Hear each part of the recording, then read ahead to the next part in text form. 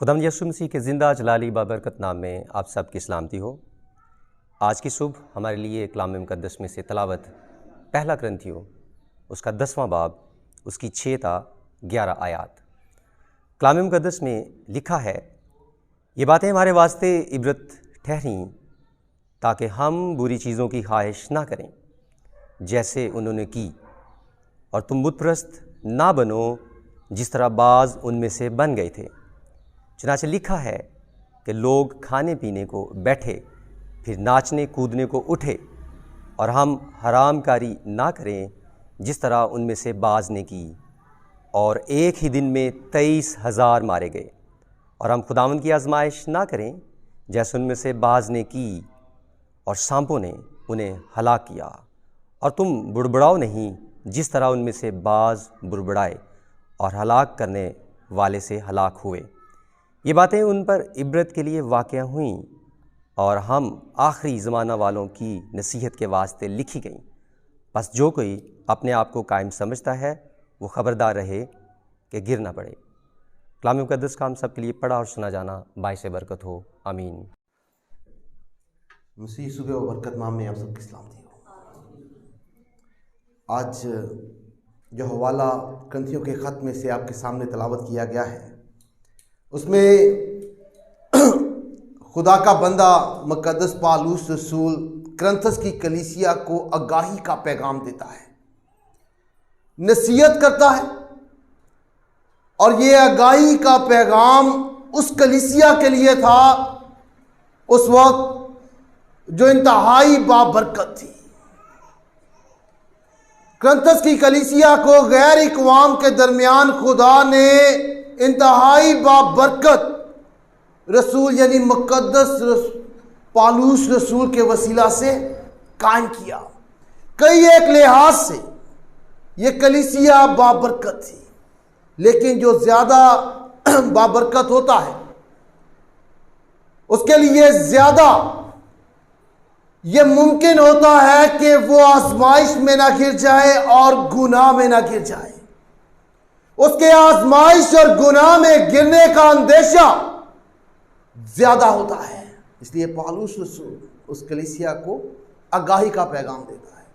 اور یہ صرف کرنتھس کی کلیسیا کے لیے نہیں بلکہ ہر زمانہ کے ایمانداروں کے لیے آگاہی کا پیغام ہے، اور ان کے لیے ایک نصیحت ہے۔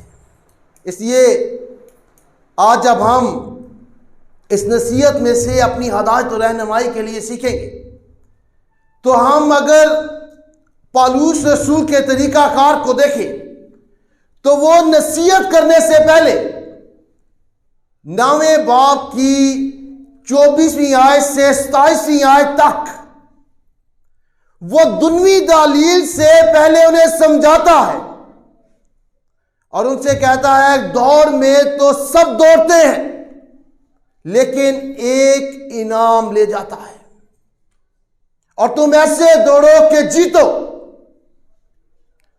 کرنتھس کی کلیسیا ایک خاص کھیل میں دلچسپی رکھتی تھی، اور یہ کھیل سکندر اعظم کے دور سے اس کا آغاز ہوا۔ یہاں سکندر اعظم کے دور میں جو ہے اولمپک گیمز کی طرح ایک کھیل کا آغاز کیا گیا تھا جس میں سالانہ دوڑ ہوتی تھی۔ اس سالانہ دوڑ میں جو کھلاڑی شریک ہونا چاہتا تھا، شامل ہونا چاہتا تھا، اسے یہ ثابت کرنا پڑتا تھا کہ اس نے 10 مہینے سخت تربیت کی ہے، پھر وہ سلیکٹ ہوتا تھا، اور جو سلیکٹ ہوتا تھا اسے 30 دن اسی میدان میں سخت تربیتی عمل میں سے گزرنا پڑتا تھا، اور بہت سے لوگ اس تربیت کے دوران ڈسکوالیفائڈ ہو جاتے تھے، اور جو بچتے تھے ان کی دوڑ ہوتی اور ان میں سے ایک انعام جیتا تھا۔ پالوس رسول یہاں ایمانداروں کو یہ سکھانا چاہتا ہے کہ ہم اس دنیا میں رہتے ہوئے روحانی دوڑ دوڑتے ہیں، اور اس دوڑ میں جیتنے کے لیے ہمیں سخت محنت کی ضروری ہے، تیاری کی ضروری ہے، اپنی ذات پر قابو پانے کی ضرورت ہے، پھر ہم اس دوڑ کو جی سکتے ہیں۔ وہ کہتا ہے وہ تو ایسے صحرے کے لیے دوڑتے ہیں جو مرجھا جاتا ہے، لیکن ہم ایسے صحرے کے لیے دوڑتے ہیں جو مرجھائے گا نہیں، جو مسیح یسوع میں ایمانداروں کو حاصل ہوگا، اور ان کو جو اس کی خدمت کے کام میں وفاداری سے کام سر انجام دیتے ہیں۔ تو پھر وہ دوسری دلیل پیش کرتا ہے اور کہتا ہے کہ ایک پہلوان جو ہے وہ پرہیزگاری کی زندگی بسر کرتا ہے۔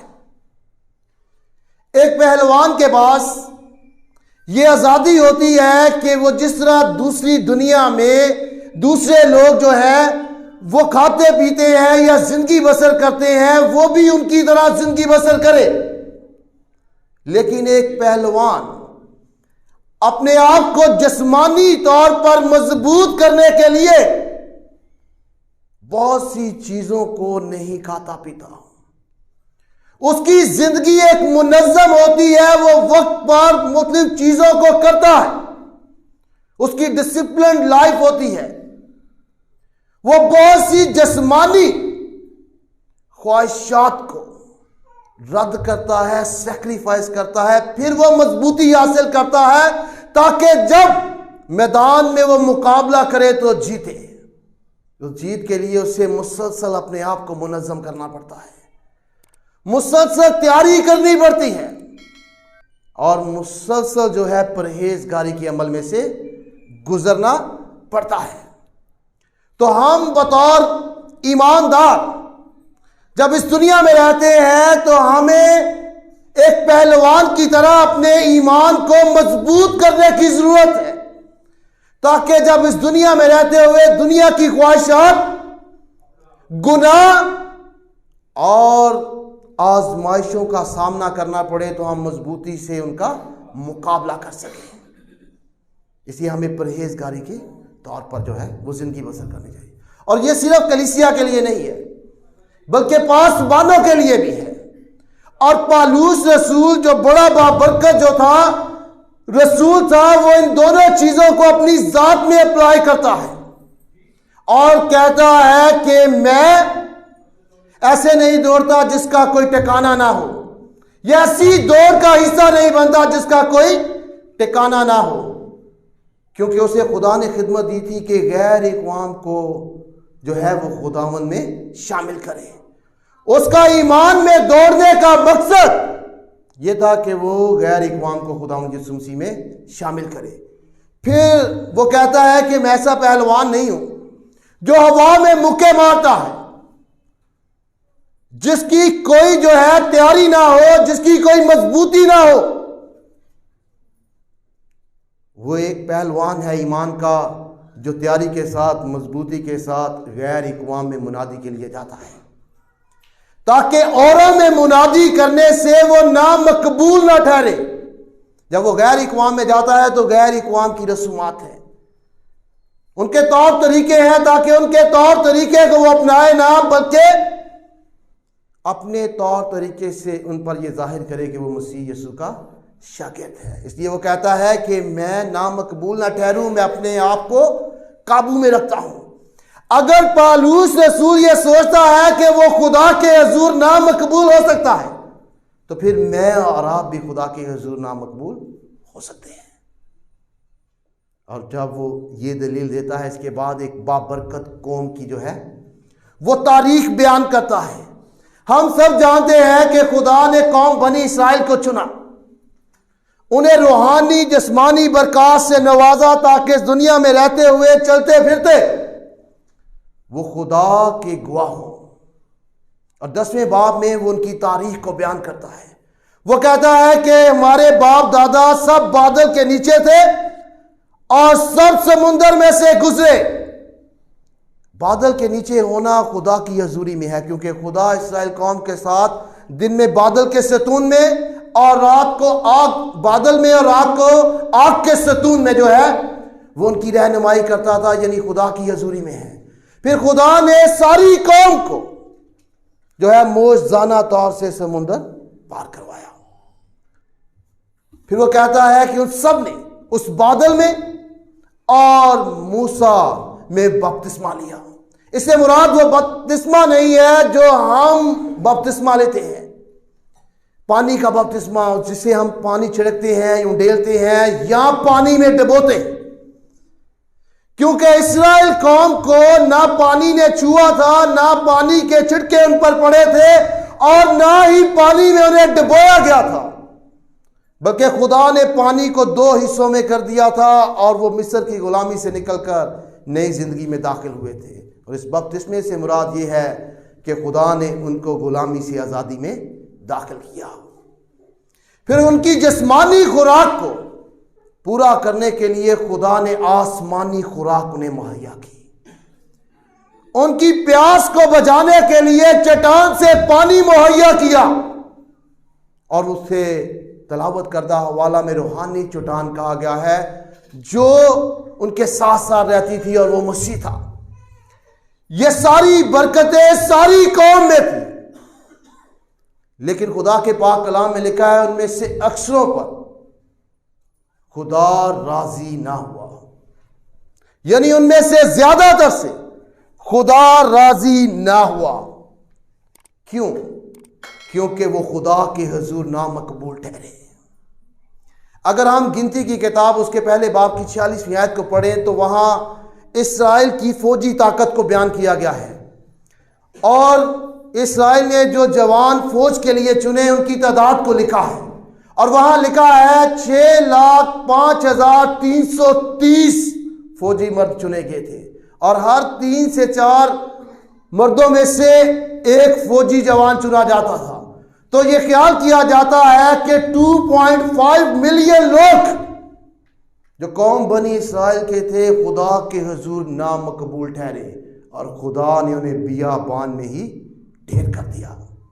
صرف یشوع اور کالب ہی ملک کنعان میں داخل ہوئے، باقی وہ ساری قوم جسے خدا نے برکت دی تھی، جنہیں روحانی خوراک بخشی تھی، جن کی پیاس بجھانے کے لیے خدا نے معجزانہ طور پر چٹان میں سے پانی دیا، معجزانہ طور پر انہیں مصر کی غلامی سے آزاد کیا، ان سب کو خدا نے بیابان میں ہلاک کر دیا، کیونکہ وہ خدا کے حضور نامقبول ٹھہرے۔ اسی لیے 6ویں آیت میں لکھا ہے یہ ان کے لیے چیزیں جو ہیں عبرت کی ہیں، تاکہ ہم بری چیزوں کی خواہش نہ کریں جن کی انہوں نے کی ہے۔ جب ہم زیادہ بابرکت ہوتے ہیں تو پھر ہمارے گناہ میں گرنے کا زیادہ اندیشہ ہوتا ہے، اور پھر خدا کا بندہ ایک فرشت کو بیان کرتا ہے جن سے بطور ایماندار ہمیں اپنی زندگی سے اجتناب کرنے کی ضرورت ہے۔ سب سے پہلے وہ کہتا ہے کہ بت پرستی نہ کرو، جس طرح ان میں سے بعض لوگوں نے بت پرستی کی۔ ہم جانتے ہیں کہ خروج 32ویں باب میں اس کی تفصیل بیان کی گئی ہے، جب انہوں نے سونے کا بچڑا بنایا تھا اور اس کے سامنے انہوں نے ناچے کودے اور کھائے پیے، اور خدا کو یہ شدید ناپسند آیا۔ یہ بچڑا جو بنایا گیا تھا یہ کسی بھی قوم کا خدا یا دیوتا نہیں تھا، کسی علاقے کا دیوتا نہیں تھا، بلکہ اسرائیل قوم کے ذہن اور دل کا تصور تھا، جو انہوں نے سونے کا بچڑا بنا کے ظاہر کیا کہ خدا شاید ایسا ہوگا، اور پھر اس کی اس طرح پرستش کی۔ تو صرف بتوں کے سامنے جھکنا اور ان کی پرستش کرنا بت پرستی نہیں ہے، بلکہ غلط نظریے سے خدا کی عبادت کرنا بت پرستی ہے۔ اگر ہم خدا کو اپنے دل اور سوچ کے نظریے کے مطابق اس کا تصور کریں گے تو یہ بھی بت پرستی کے زمرے میں آتا ہے۔ اگر ہم اپنے نظریے سوچ کے مطابق جو ہے وہ خدا کی عبادت کرنا شروع کر دیں گے تو یہ بھی بت پرستی میں آتا ہے۔ ہمیں اس خدا کو ماننا ہے جس نے اپنے آپ کو اپنے بیٹے میں ظاہر کیا، اور ہمیں اس طرح خدا کی عبادت کرنی ہے جیسے اس کے پاک کلام میں ہم سے کہا گیا ہے۔ یہ صرف لوگوں کے لیے نہیں تھا، خدا نے اس بارے میں سنجیدگی کا اظہار کیا۔ خدا نے 3,000 لوگوں کو اسی دن اس گناہ کی وجہ سے مار دیا، اور یہ صرف لوگوں تک نہیں تھا، یہ اس رہنما کے تک بھی تھا جس نے اس عبادت کو کرنے میں ان کی رہنمائی کی، ہارون جو ان کا مذہبی پیشوا تھا۔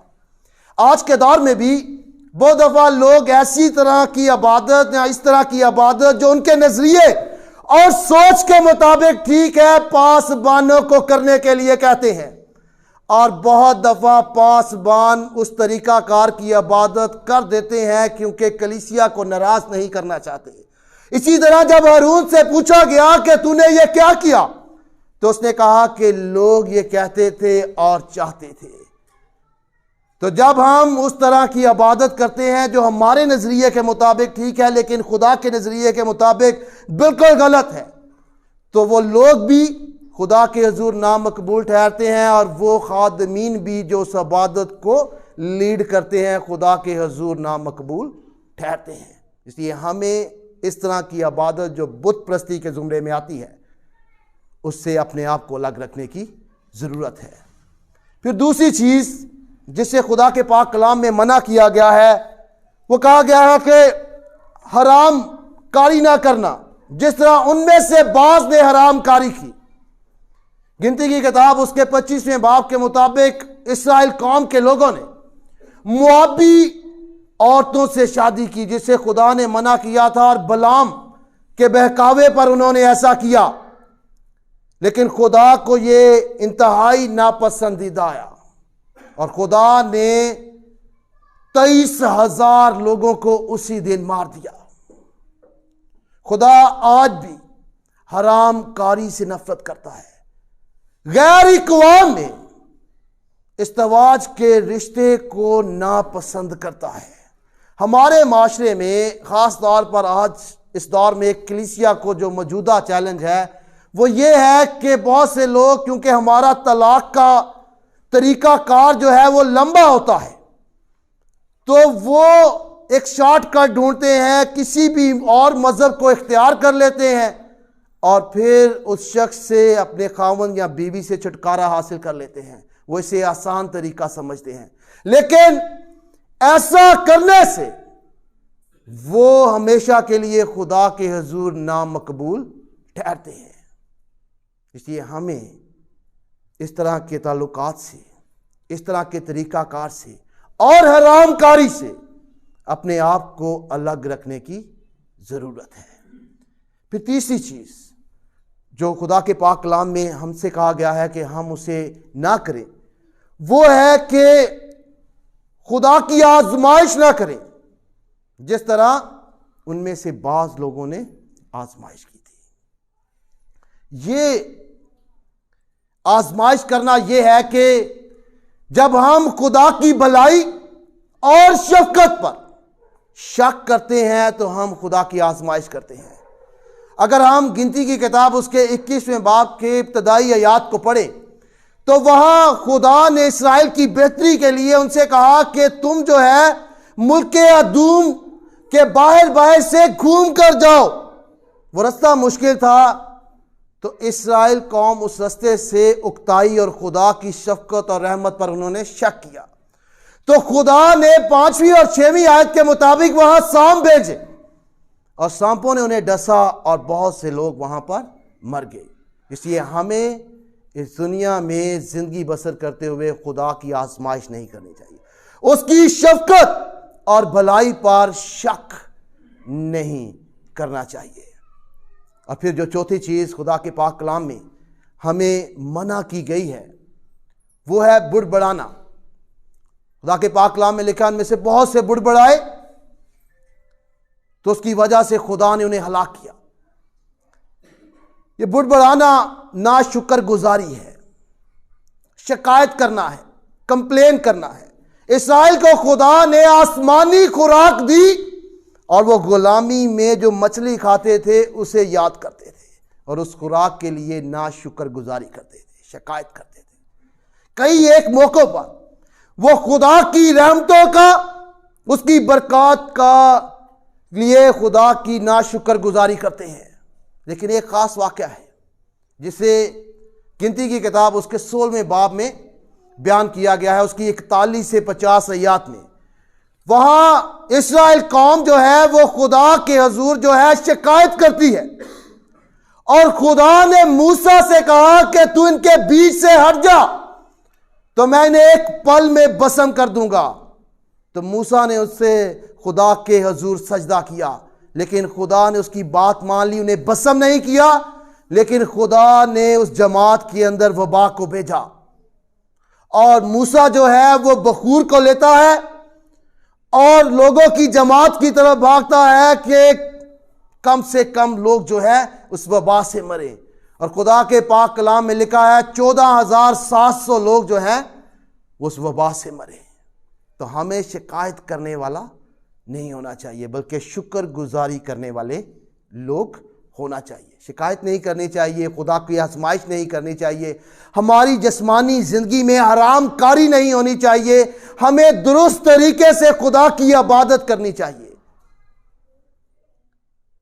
اور یہ ساری چیزیں 11ویں آیت میں لکھا ہے ان کے واسطے عبرت کے لیے واقع ہوئیں، اور ہم آخری زمانہ کے لوگوں کے لیے کی نصیحت کے لیے لکھی گئی، یہ ہماری نصیحت کے لیے لکھی گئی ہیں تاکہ ہم ان چیزوں کو نہ دہرائیں اور خدا اس طرح ہم سے نہ کرے، بلکہ اپنے فضل اور رحم کو قائم رکھے۔ استثنائی کتاب اس کے 7ویں باب کی 9ویں آیت میں یہ لکھا ہے کہ سن لے خداوند تیرا خدا وہی خدا ہے، وہ وفادار خدا ہے اور جو اس سے محبت رکھتا ہے اور اس کے حکموں کو مانتا ہے، ان کے ساتھ 1000 پشت تک اپنے عہد کو قائم رکھتا ہے۔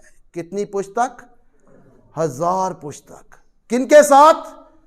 جو اس سے محبت رکھتے ہیں اور اس کے حکم مانتے ہیں، ان کے ساتھ 1000 پشت تک اپنے عہد کو قائم رکھتا ہے اور اپنا رحم ان پر رکھتا ہے۔ اگر آپ چاہتے ہیں کہ آپ کی زندگی میں خدا کا رحم ہو اور خدا کی برکت، اس کے وعدے آپ کی نسل اور آنے والی نسلوں میں جو ہے قائم رہے، تو پھر ہمیں خدا کے احکام پر چلنا ہے، اس سے محبت کرنی ہے، اور ان چیزوں سے اجتناب کرنا ہے، اپنے آپ کو الگ رکھنا ہے تاکہ خدا کے حضور نہ مقبول نہ ٹھہرے بلکہ مقبول ٹھہرے، اور خدا کے سارے برکت کے وعدے ہماری زندگی میں، ہمارے خاندان کی زندگی میں، ہماری نسلوں میں ہمیشہ قائم رہے۔ تو خدا مجھے اور آپ کو ایسا کرنے کی توفیق دے اور اس پاک کلام کے وسیلہ سے بڑی برکت دے۔ شکریہ۔